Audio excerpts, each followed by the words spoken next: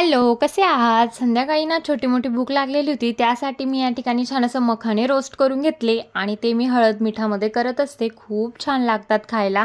म्हणजे popcorn type लागतात, पण इतके मस्त लागतात ना, ध्रुवला तर खूपच आवडतात ते. त्यानंतर आहे ना, आमच्या इथे इतकी पाण्याची प्रॉब्लेम चालू आहे ना, केव्हा पाणी जाईल सांगता येत नाही. दर दिवसाआड ना, म्हणजे 1 दिवसाआड मोटरचं काम निघत असतं. असो, ते चालूच असणार आहे. त्यामुळे मी या ठिकाणी एक ड्रम भरून घेतला. त्यानंतर आमच्या इथून छान अशी दिंडी जात होती.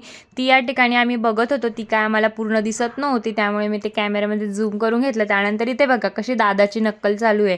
आता हे एवढूशा कार्टूनला काय समजतं बरं टीव्हीच्या रिमोटचं. तरी टीव्हीचं रिमोट घेऊन बसलेली आहे आणि टीव्हीकडे बघते आणि बटन दाबते. जसं काही तिला असं वाटतंय जसं तीच टीव्ही चालू करते, तीच बंद करते, तीच चॅनल बदलवते. खरंच ना, इतकी आगाऊ झाली सध्या. आपलं बघून बघून तिला सगळं काही करायला आवडतं.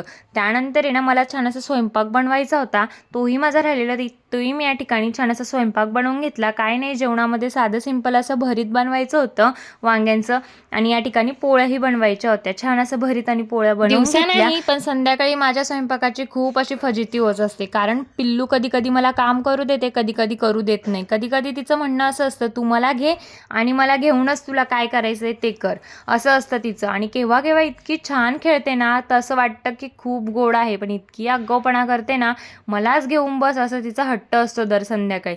आणि आज बरं तिने मला स्वयंपाक करू दिला. बाकी वॉश केलेले कपडे मी तसेच घड्या करून बेडवरच ठेवलेले होते. तेही मी या ठिकाणी कपाटात ठेवून दिले.